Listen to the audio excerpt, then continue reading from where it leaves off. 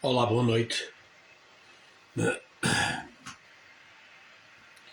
Estou aqui para mais uma live desta noite, do dia 11 de janeiro. Hoje é quinta-feira e são 10h32 da noite em Portugal continental. São 19h32 em Brasil, no litoral, em Recife, de onde nos acompanham algumas pessoas regularmente, também dos Estados Unidos, na costa leste, de onde igualmente nos acompanham algumas pessoas regularmente. Aí são 5h32 da tarde. Esta noite eu quero falar acerca deste problema que tem a ver com a pessoa sentir-se insegura quando toma as suas decisões. Já lá vou explicar o que é que eu pretendo dizer com isso. Vou só esperar uns 2 ou 3 minutos que outras pessoas vão chegando. Estou a ver já várias pessoas a entrar no Facebook, pelo menos. Bem-vindos. Se quiser dizer boa noite, depois fica a saber que nada paga por isso. Ponha um gosto na live, por favor, ponha aí um gosto. Ajuda a criar dinâmica e ajuda também o Facebook a reconhecer a relevância do conteúdo. Pronto, ponha um gosto. Vá pondo. Quem é que entrou? A Jane Teixeira chegou, muito obrigado por ter vindo. Olá, boa noite a todos, diz ela, boa noite para si também, para ti, para você, depende da versão que se usar, seja se for o português ou o brasileiro. A Maria Susana Guerreiro também chegou, boa noite professor e participantes, boa noite, obrigado por ter vindo. Também o Diogo Souza, boa noite professor e amigo Luís, vamos a isto, agora vamos. Tornou-se quase um vício, vir ouvi-lo professor, não. O que é isso, meu amigo? Para mim é que já é uma tristeza se eu não o vejo aqui. Mas como nunca me dá essa tristeza, eu tenho sempre essa alegria. É uma injeção de serotonina, um neurotransmissor que produz bem-estar e alegria.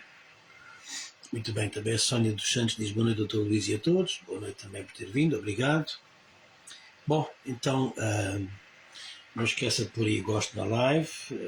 Nem toda a gente que entrou pôs um gosto. Põe aí, por favor, antes que esqueça, porque isso ajuda a criar relevância na live, está bem?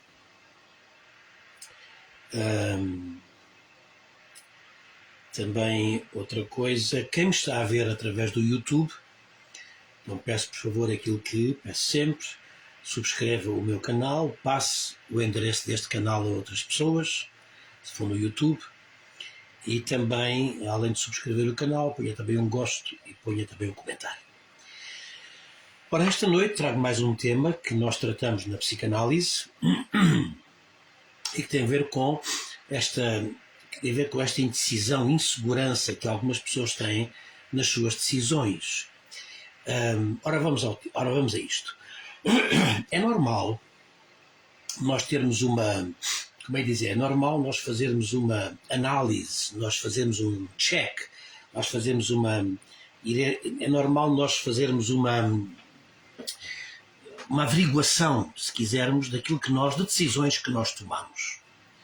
É sempre bom, cada vez que nós tomamos uma decisão, nós façamos alguma análise para ter a certeza que a decisão foi bem tomada. O problema acontece quando algumas pessoas têm uma tendência quase incontrolável de pôr continuamente em causa as suas decisões. Vou dar um exemplo. Imagine que você tem uma empresa e que alguém lhe pede um orçamento. Você pondera, analisa e depois você envia o e-mail com o orçamento que você entende que é o orçamento correto. Mas apesar de ter visto, confirmado, avaliado o e-mail e o orçamento antes de enviar, o facto é que depois de você enviar o orçamento, começa um spin nessa cabeça, um redemoinho, uma espiral, e começa a pôr em causa aquilo que você fez. Será que eu enviei o valor certo? Será que eu devia ter mencionado aqui mais um benefício, mais um bónus, aqui para ver se eu consigo captar o cliente? Será que eu não devia ter enviado o orçamento de 2 modelos diferentes para a pessoa poder avaliar se quer um, se quer outro? Será que eu não devia ter pensado melhor no valor? Será que não está um valor muito alto? Será que eu não podia baixar um pouco mais o valor? Isto é o caso típico de uma pessoa que começa a entrar num redemoinho de ansiedade e de angústia causado por essa indecisão que a pessoa tem relativamente a tudo o que faz. Imagine que você é um advogado, recebe um cliente no seu escritório.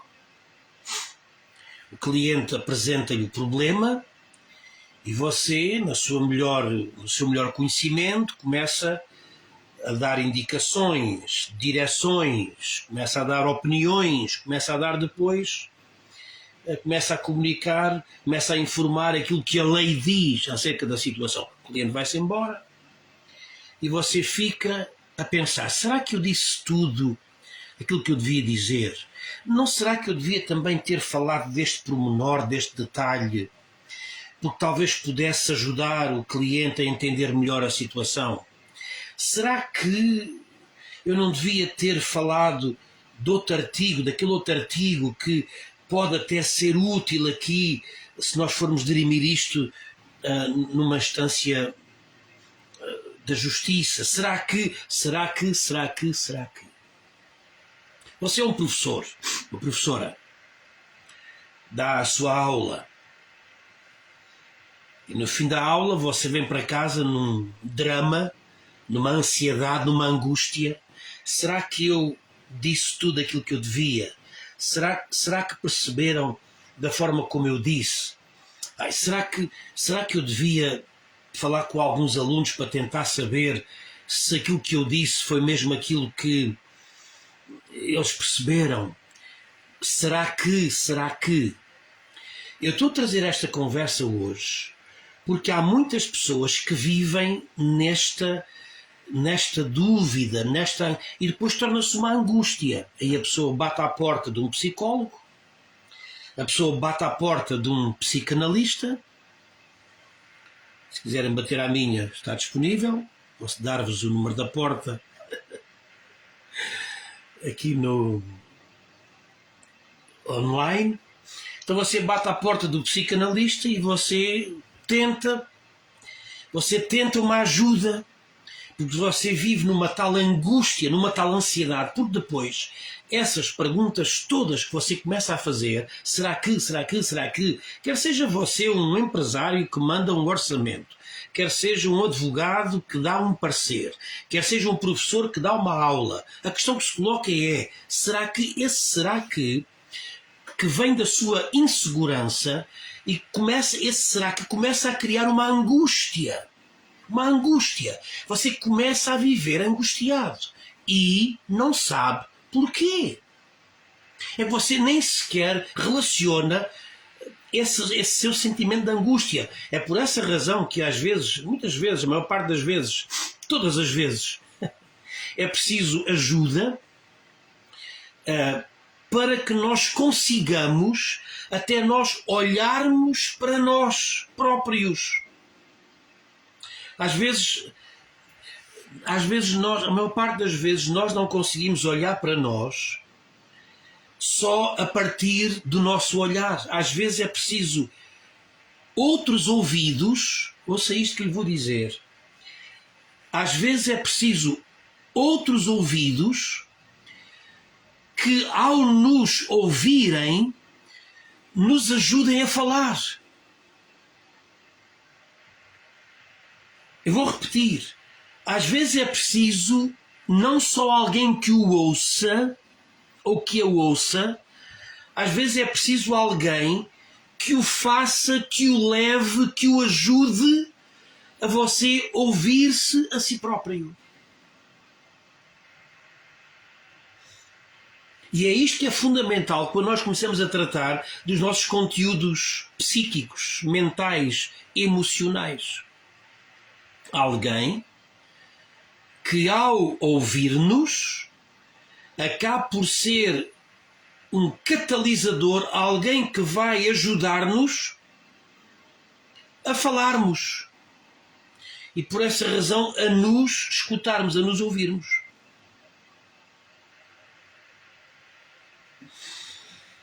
Então a pessoa chega à porta do psicólogo, bate à porta do psicanalista e diz: eu estou com uma grande ansiedade, eu estou com uma angústia dentro de mim que eu não sei o que se passa, falta-me o ar, não me consigo concentrar, não consigo ter alegria, vivo numa preocupação constante que eu não sei o que é como se eu dormisse mas não descanso, é como se eu andasse contigo, eu não me consigo concentrar em nada. É uma angústia que eu tenho, uma ansiedade. Aí você começa a falar e se for um psicanalista experiente, competente, inteligente, se for um psicólogo capacitado, vai começar a perceber que você, afinal de contas, tem essa angústia, essa ansiedade que se manifesta. Qual é o sintoma? O sintoma é, começa a perceber que você não tem paz, tranquilidade, não tem segurança naquilo que você faz e está sempre a perguntar: será que eu fiz bem? Será que não devia ter feito assim? Será que devia ter evitado dizer aquilo? Será que não devia ter apresentado mais? Você começa a perceber que a sua ansiedade construída às tantas por qualquer coisa, você fica ansioso, você começa a perceber que há aí uma fragilidade nessa dimensão que tem a ver com a sua segurança pessoal, a afirmação do que você faz, a segurança daquilo que você diz. E aí, começa a pergunta que vai levar você ao cerne da questão, ao eixo, à raiz do problema. Sabe porque é que eu gosto muito da psicanálise? Porque muitas vezes algumas teorias comportamentais da psicologia ajudam as pessoas a tratar as coisas pela rama, como quem diz: bem, se você se sente assim, tente fazer outra coisa diferente para ver se você consegue iludir, mascarar, fintar, enganar essa emoção que você tem. O problema é que, assim como a saúde de uma árvore,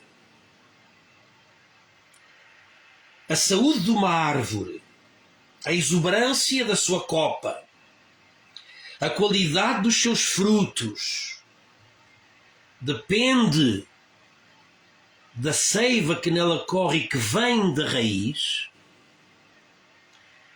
assim também todos os frutos da nossa vida que nós continuamente expressamos. Quais frutos, Luís? Os seus comportamentos, as suas ações, os seus sentimentos. Tudo isso são os seus frutos. Vem também de raízes. Quais raízes?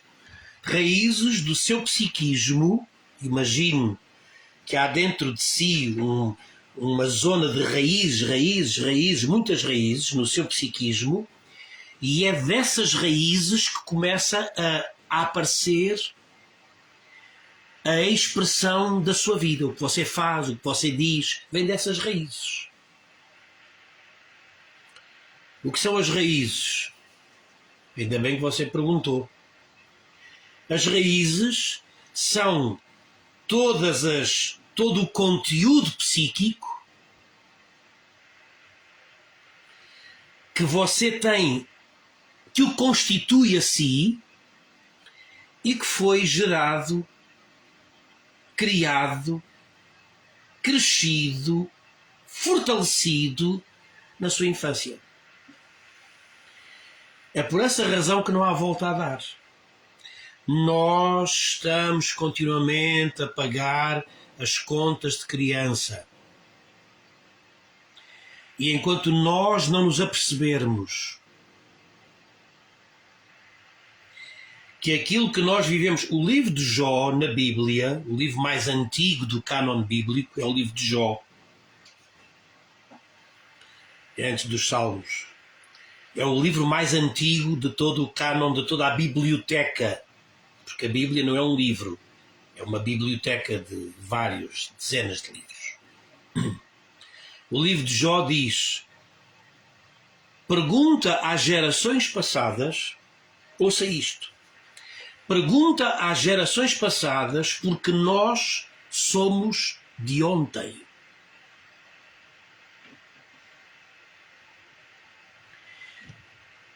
Sabe quais são as melhores perguntas que você pode fazer à sua vida? São as perguntas que se reportam às gerações passadas, porque, como diz a seguir, nós somos de ontem. Eu estava há dias a pensar, a minha mãe, a transição da minha mãe deste plano e deste planeta para outro plano existencial, espiritual. Essa transição da minha mãe foi há uns 10 anos, 9. E eu estava há dias a pensar, há tanta coisa que eu não perguntei à minha mãe e que eu perguntava hoje. Vocês que já são mais avançados como eu na idade e têm pais vivos, perguntem-lhes, façam muitas perguntas e muitas perguntas acerca de vocês próprios. Pergunte. Porque o texto de Jó diz: pergunta às gerações passadas. E a seguir diz: porque nós somos de ontem. As melhores perguntas que você pode fazer relativamente ao seu presente, mas porquê que eu sou assim? Porquê que eu reajo assim? Porquê que eu tenho esta angústia? Porquê que eu tenho esta ansiedade? Porquê que eu tenho esta insegurança? Nunca estou seguro com aquilo que eu faço? Você tem de perguntar lá para trás. Sabe o que é que acontece? Vou-te explicar agora aqui em breves palavras.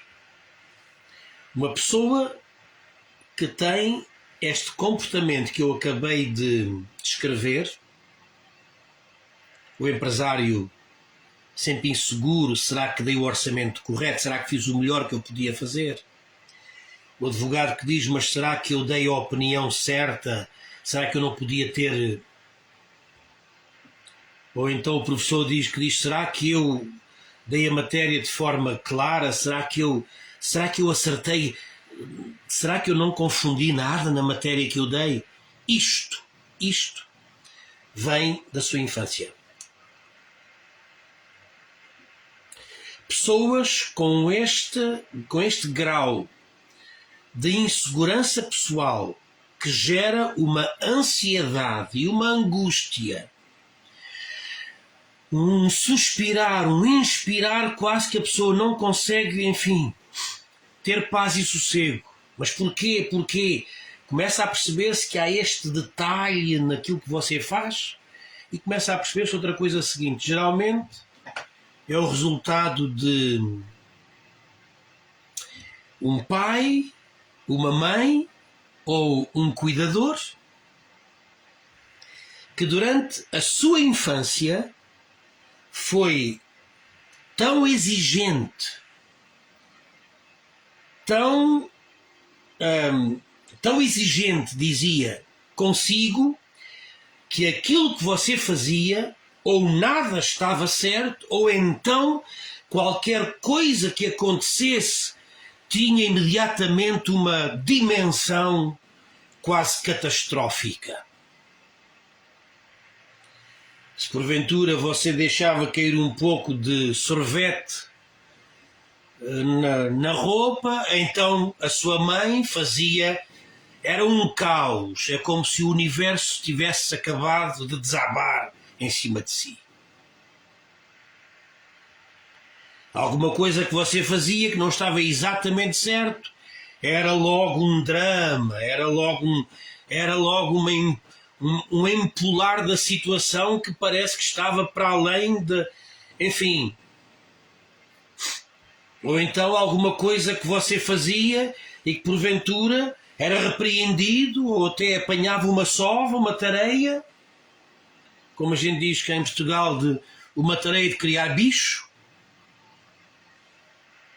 só por qualquer coisa que nem tem essa importância, mas porque talvez uns pais, um pai e uma mãe muito severos, muito austeros, muito exigentes, acabavam por lidar com a criança de uma forma quase violenta e agressiva.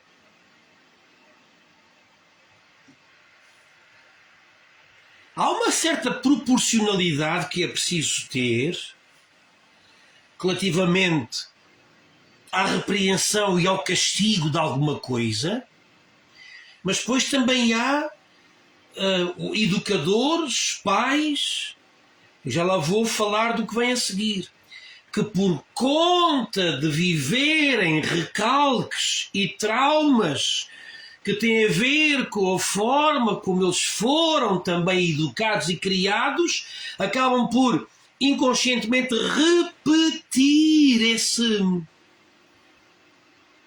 esse comportamento.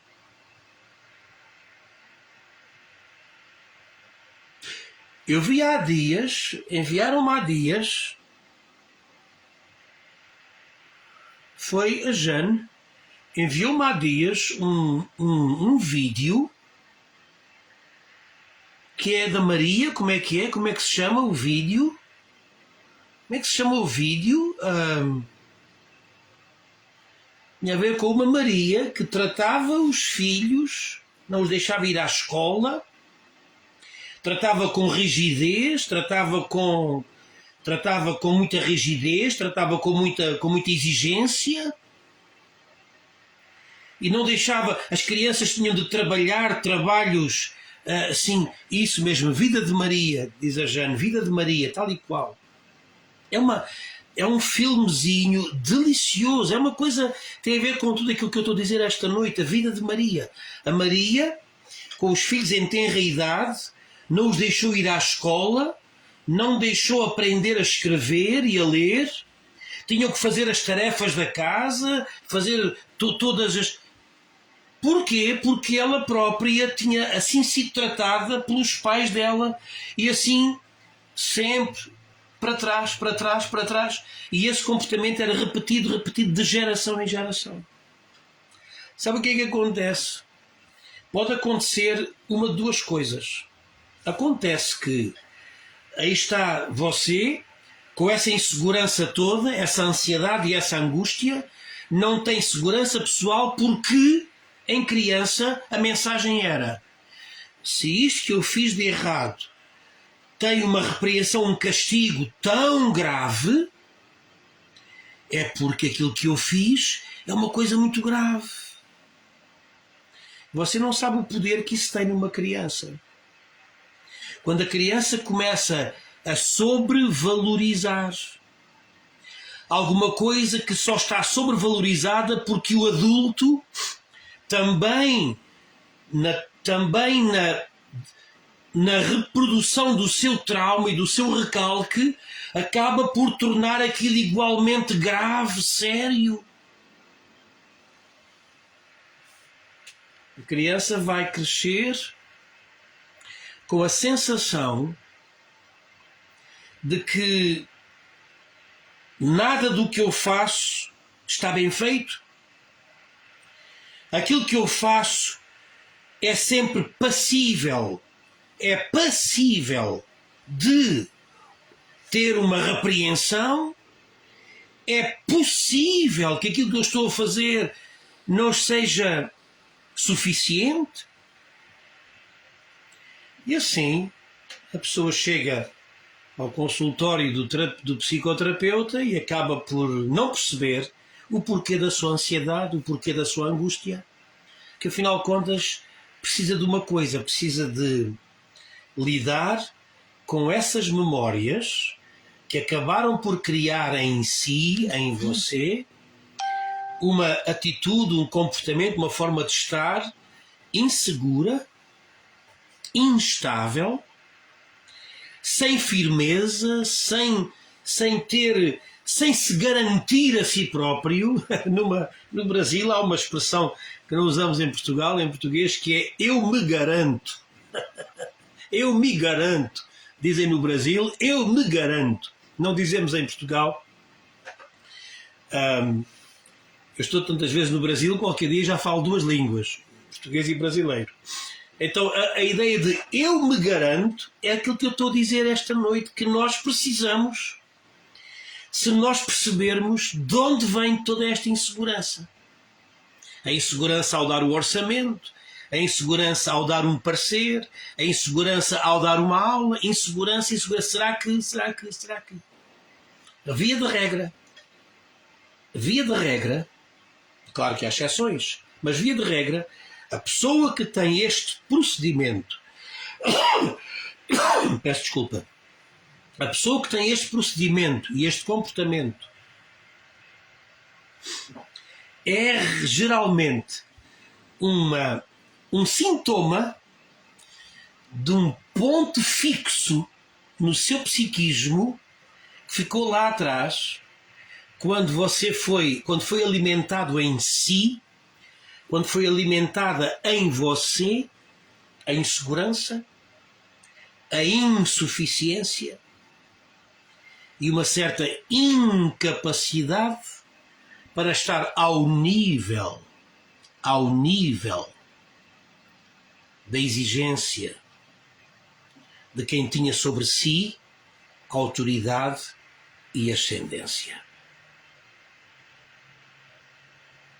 Eu espero que hoje, esta pequena conversa, que não foi nada, enfim, de grande profundidade, porque também é bom nós tratarmos as coisas um pouco mais na prática, eu espero que esta conversa o tenha ajudado a perceber que essa sua, se for o caso, essa sua angústia, essa sua ansiedade, que vem dessa insegurança, dessa incerteza, tem um nome. Se calhar tem o nome aí de quem marcou, carimbou, imprimiu isso na sua alma, no seu psiquismo lá atrás. Posto isto, você tem de tomar em atenção o seguinte, para que não aconteça a vida de Maria. Você, que eu citei há pouco, você tem de tomar em atenção o seguinte: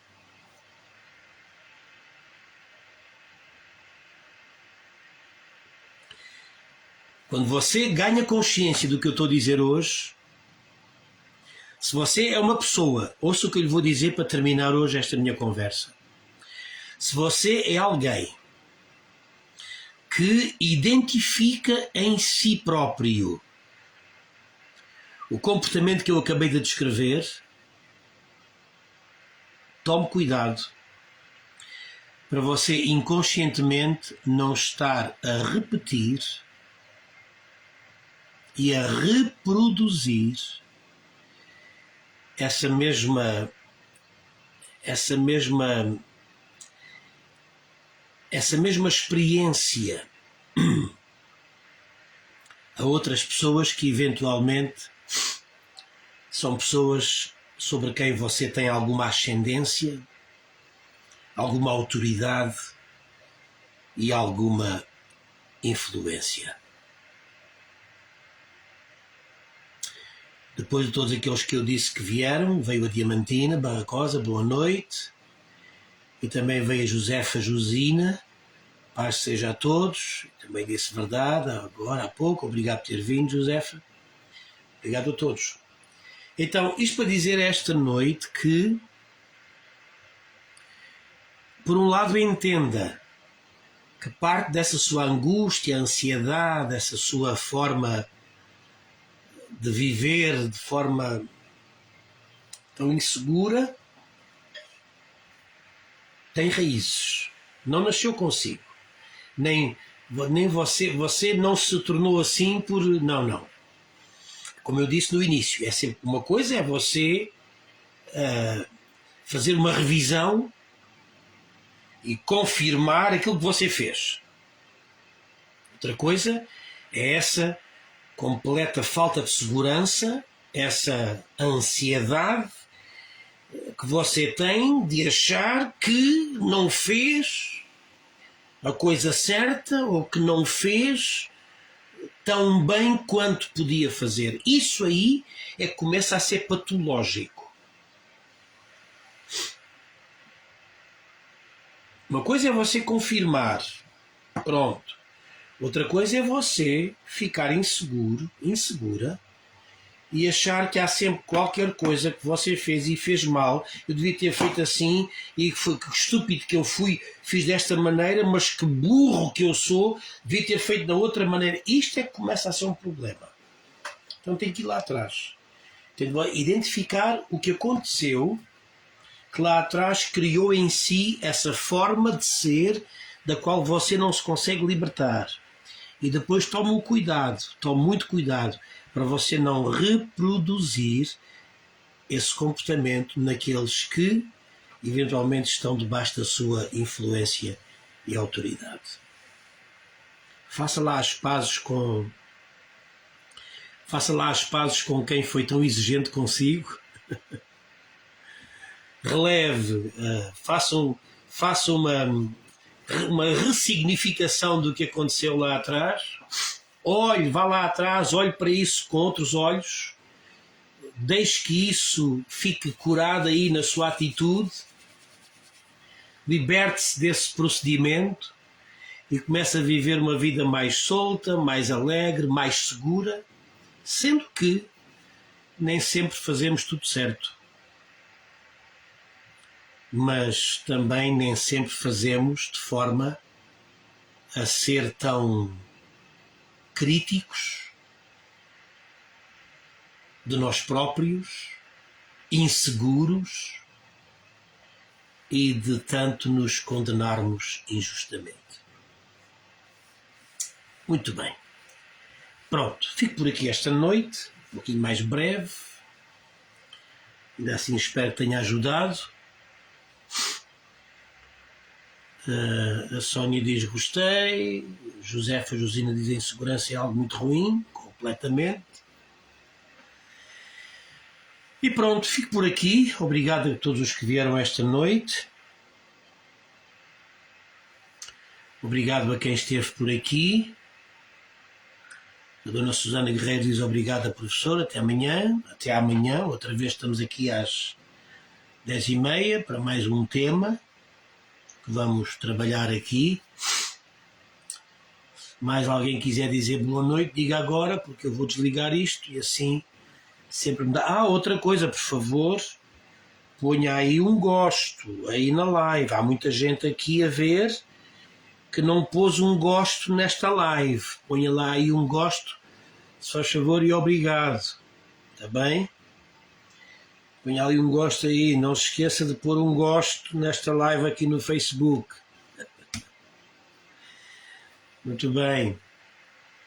A Josefa diz, fica com Deus. Você sabia que ficamos com Deus tanto com Deus, que ficamos com Ele mais do que nós estamos com as nossas próprias células. O nosso espírito está mais próximo de nós, do meu eu, do que o meu corpo. Isto era uma conversa que nos levava agora a uma certa divagação teológica, filosófica, espiritual, mas há um eu em cada um de nós e Deus, para aqueles que... não é para aqueles que creem, é para aqueles que entendem e que têm esse nível de consciência espiritual. Porque mesmo que você não creia, uma coisa não deixa de ser verdade só porque eu não acredito nela. Ok? Então, desse ponto de vista, a presença de Deus, do Espírito de Deus em cada um de nós, é mais próximo do nosso eu do que o nosso próprio corpo é próximo do nosso eu. Mas isso é outra conversa. Bom, mais ninguém quer dizer mais nada? Então, boa noite a todos. Fico triste porque tantos de vocês aí e tão poucos me dão boa noite. E que, faz favor, nem todos puseram gosto na live, vocês são uns marotos. Mas pronto, não peço mais. Não incomodo mais. Até amanhã.